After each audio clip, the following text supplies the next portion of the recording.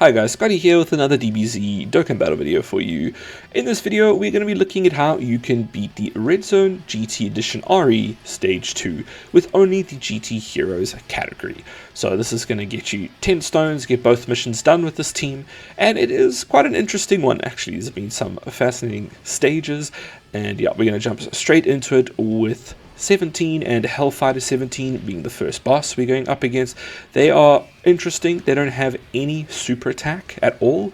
They only do normal attacks. They will randomly change the orb field every single turn, and every attack they do will crit and ignore 100% of defense.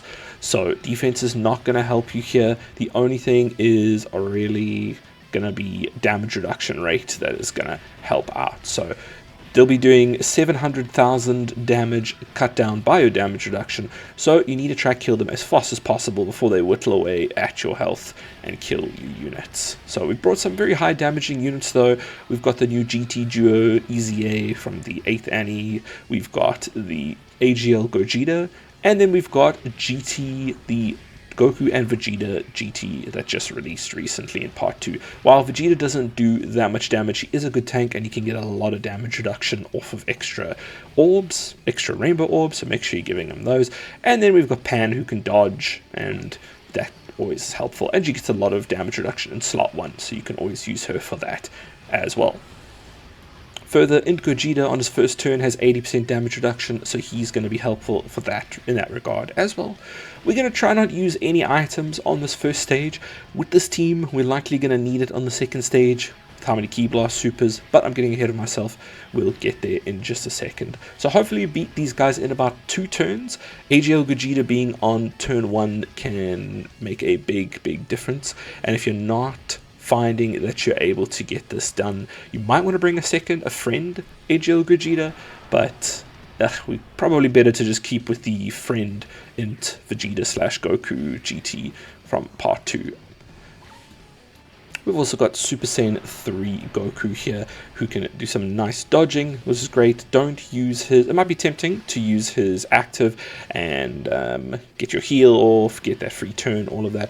We're not going to do that. We want to save that for the Hellfighter stage. So try not to use too many actives or standbys or anything if you can avoid it until we get into the Hellfighter stage. But yeah, that is pretty much how you get the first stage of the fight done. Jumping ahead here quickly to Super 17, sorry, not Hellfighter 17, that was the previous stage, so Super 17 here. Now we can immediately pop some actives, start doing some damage, and let's go over what Super 17 does. He does a 7 mil super attack once per turn. He nullifies all Ki Blast supers, which is quite a problem for this team actually, especially AGL Gogeta's main 18 key. He also gets an attack plus 60% with each Ki Blast super received up to 180%. So that 7 mil super can really start getting quite strong, all the way up to like 19-20 mil, and yeah, he starts hitting very hard. And unfortunately we do a lot of Ki Blast supers in this team, so we need to watch out for that. We luckily getting the Great Ape on first turn for him here, which means we're going to skip his pretty much skip all his supers, any super that he can do in the first turn, so we get a free first turn, which is nice. And then from there on, I think we will pop a Wheeze because he will start hitting incredibly hard, and then we just need to burn him down. And we're very likely going to incur that full 180% because there's a lot of Ki Blast supers on this team, unfortunately. It's just is it with GT Heroes, it's not a ton you can do about it.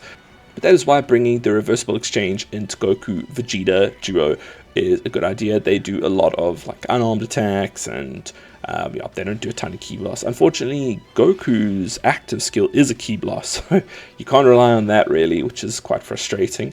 Luckily, AGL Gogeta's active is not, so fire that off, do a ton of damage there anyway, and that will help out a lot.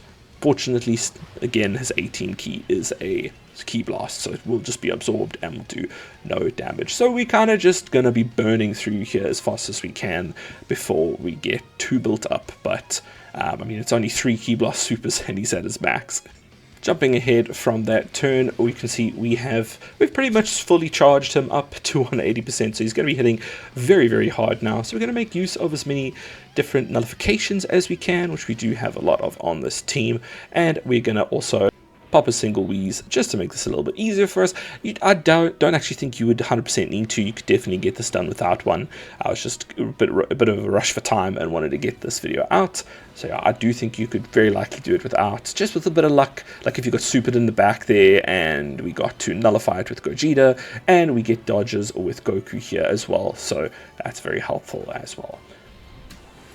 But yeah, jumping ahead one more time here to turn 5, we're going to transform the Super Saiyan 4s, and we're going to see where that Super's coming in, get that nullification off.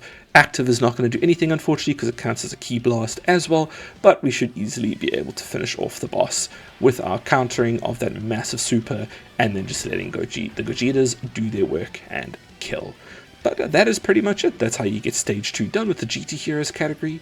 I hope this helped. I'll leave you with the rest of the run. Thank you so much for watching. I'll see you in the next one.